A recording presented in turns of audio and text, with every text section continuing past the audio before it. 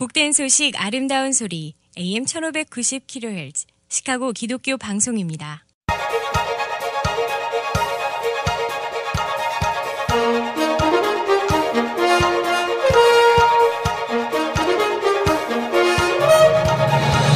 김정일 해설위원의 시사 해설.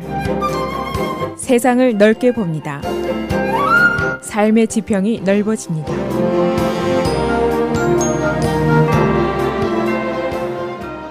시사 해설입니다.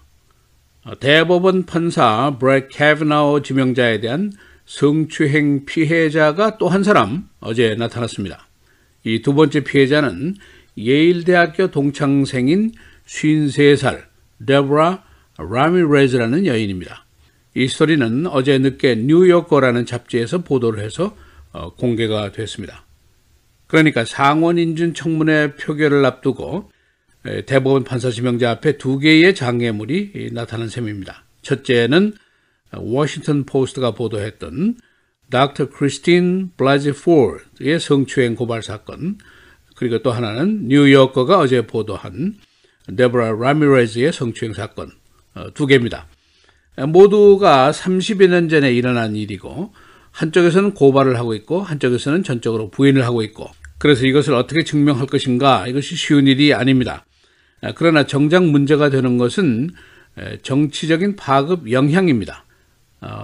화이트하우스나 의회가 어떻게 이 문제를 처리하든지, 지금 미투 시대인데 자칫하면 여성 유권자들의 분노를 자극해서 중간 선거에서 공화당이 큰 낭패를 볼 수 있다는 점, 이것이 이제 바로 문제입니다. 그래서 화이트하우스나 공화당이 이 사건들의 처리를 놓고 전전긍긍하고 있는 상황입니다. 그래서 오늘은 두 번째 성추행 사건의 개요는 어떤 것인지, 또 첫 번째 성추행 사건의 목요일로 예정된 청문회는 어떻게 진행이 될 것인지, 또 이 사건들이 미칠 정치적인 영향은 어떤 것인지, 또 과연 진실은 밝혀질 것인가에 대한 예상을 종합해 보겠습니다. 어제 늦게 두 번째 사건이 공개가 되자 민주당 법사위원회 선임 의원인 다이앤 파인스타인 상원의원이 법사위원장인 공화당의 척 그래슬리 의원에게 즉각 이 인준 절차를 중지해라 라고 요구를 했습니다.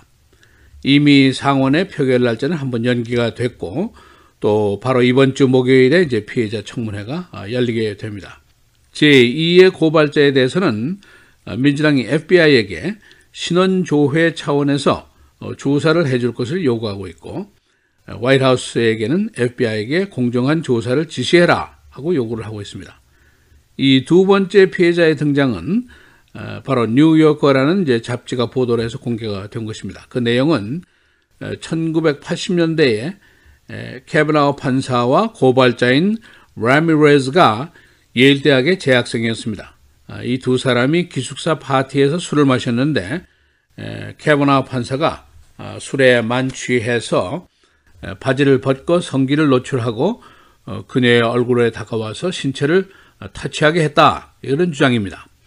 이 고발자인 라미레즈가 자신의 기억에 차이가 있다는 것을 인정을 했고, 또 그녀가 지목한 증인들도 난 잘 몰라 하는 반응을 보이고 있습니다.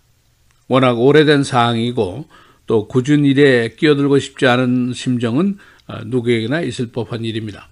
그러나 뉴요커는 민주당 법사위원회 내에 최소한 4명의 상원의원이 이 일을 이미 알고 있고, 또 그 중에 2명은 자체 조사를 하고 있다라고 보도를 했습니다. 민주당 측에서는 FBI가 이제 대법원 판사 지명자에 대한 신원조회의 의무가 있으니까 이것을 조사를 해달라 하는 요구를 펴고 있고, 그러나 상원 공화당이나 화이트하우스는 이것을 오케이 하기가 어려운 실정입니다. 이제 그러나 정작 문제는 이런 그 태도입니다. 자칫하면은 이 사건을 묵살하는 것 같이 보이고 또 회피하는 것 같이 보여지는데, 이렇게 될 경우에는 여성 유권자들의 그 괘씸죄에 걸릴 수가 있고, 그렇게 될 경우에는 중간 선거에서 큰 차질을 빚을 수도 있습니다. 특히 그 서버번 마음들의 그 분개심을 자극할 경우에는 공화당 유리 지역인 서버브에서 낭패를 당할 가능성도 있습니다.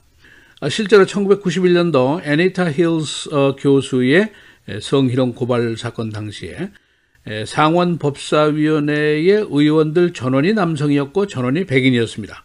이 사람들이 이 흑인 여성에 대해서 질문을 한 이후에 여성들의 큰 반발을 산 경험을 가지고 있습니다.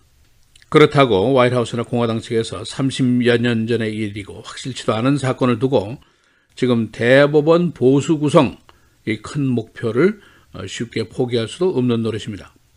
이 첫 번째 고발자인 닥터 포드의 청문회는 그야말로 우여곡절 끝에 피해자가 직접 상원 청문회에 나가서 증언을 하기로 합의를 했습니다.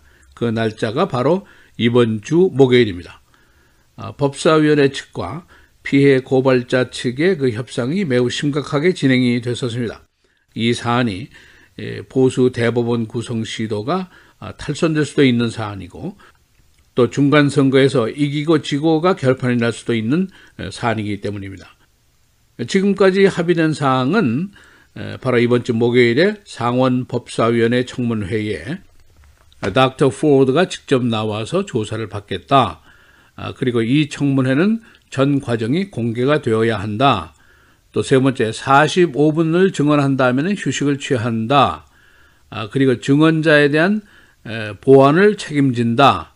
그런 약속들을 하고 있습니다. 이 닥터 포드가 이 사건을 고발한 이후에 죽인다라는 협박을 여러 건 받았습니다. 그래서 가족들이 지금 피신을 한 상태입니다.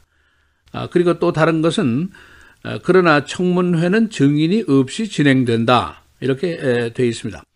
고발자의 변호사 측에서는 당시에 성추행 발생 당시에 같은 방에 있었다고 고발자에 의해서 지목이 된 마크 저지라는 사람이 있는데 이 남자의 증언을 요구를 했습니다. 그러나 공화당에서는 이것을 거부했고 또 고발자 측이 자진해서 이런 정치적인 소용돌이에 빠질 것을 예상을 하고 전 FBI의 전문가를 동원해서 거짓말 탐지기 테스트를 받아서 패스를 한 적이 있습니다.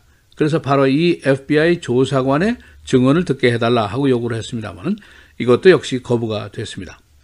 그리고 닥터 포드 측은 그녀 자신이 이제 심리학자이기 때문에 소위 그 트라우마, 정신 외상 전문가의 증언을 받겠다 하고 요구를 했습니다만 이것도 역시 법사위원회에 의해서 거부를 당했습니다. 그리고 이제 증언 순서도 문제가 됐는데 닥터 포드 측은 캐버나우 판사가 먼저 하고 자신이 나중에 증언하겠다 그렇게 주장을 하고 있습니다. 또 질문자가 누가 될 것이냐 하는 것도 문제가 됐습니다. 상원 법사위원회의 의원들이 대부분 다 변호사 출신의 의원들입니다. 그러나 그 안에 성범죄에 대한 전문가는 없습니다. 그래서 공화당 측에서는 외부 전문가를 고용해서 질문 조사를 하자 이것을 원하고 있습니다. 예를 들면은 성범죄 전문 변호사 등을 고용해서 한번 질문을 해보자. 그런 것을 원하고 있습니다. 그러나 민주당 측에서는 이것을 반대하고 있습니다.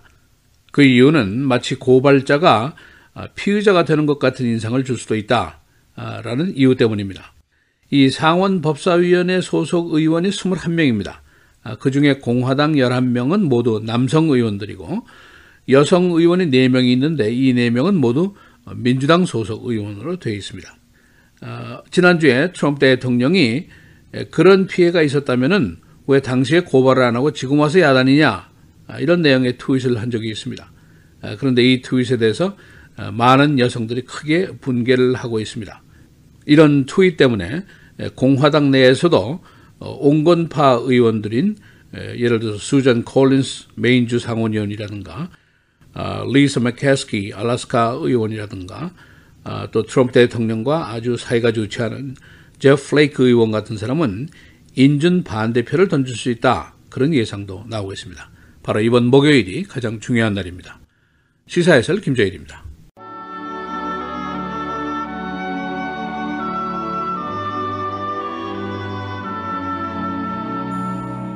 내가 하나님의 아들의 이름을 믿는 너희에게 이것을 쓰는 것은 너희로 하여금 너희에게 영생이 있음을 알게 하려 함이라.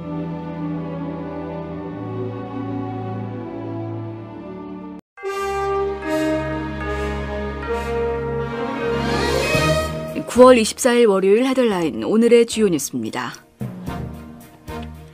브렛 캐버노 연방 대법관 지명자에게 성추행을 당했다는 제2의 피해자가 등장했습니다. 크리스틴 포드 교수가 약 35년 전 캐버노에 의해 성폭행을 당할 뻔했다고 폭로한 데 이어 또 다른 여성이 캐버노의 성추행을 주장하고 나선 것입니다. 상원법사위의 다이앤 펜스타인 상원의원은 척 그레슬리 법사위원장에게 보낸 서한에서 캐버노 인준 절차에 대한 즉각적인 중단을 요구하면서 새롭게 제기된 피해 주장을 FBI에 넘겨 조사하게 하라고 요구했습니다. 제2의 피해자는 데보라 라미레스란 여성으로 과거 예일대에서 공부했을 당시 캐버노가 기숙사 파티 때 특정 신체 부위를 자신에게 드러냈었다고 밝혔습니다.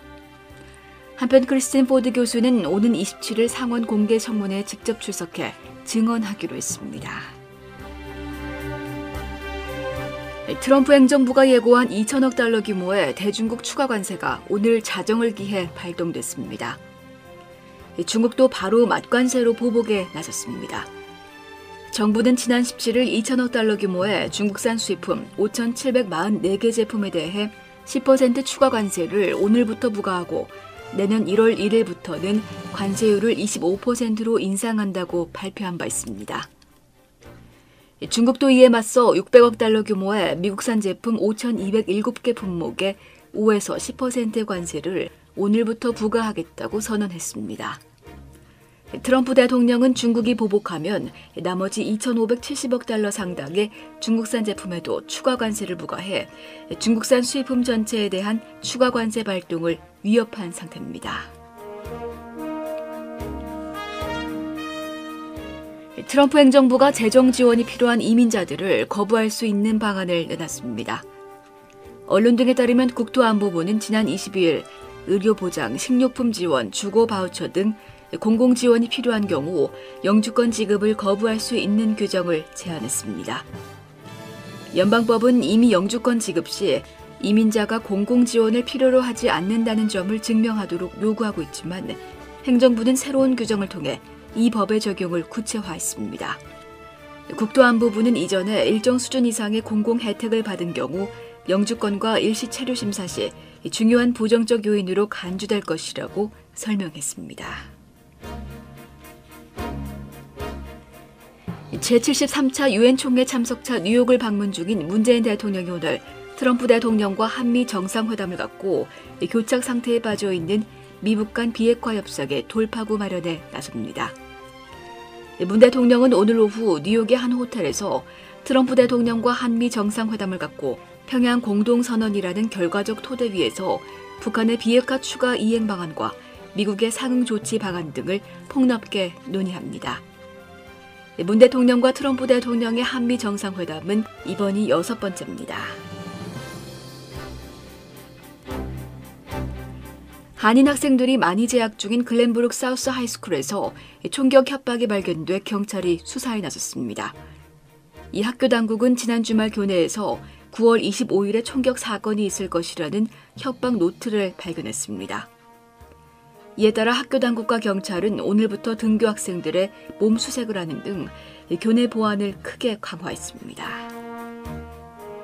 라퀸 맥다널 사건 재판이 계속되는 가운데 흑인 사회 젊은 층의 인종 문제에 대한 결속이 강해지고 있습니다.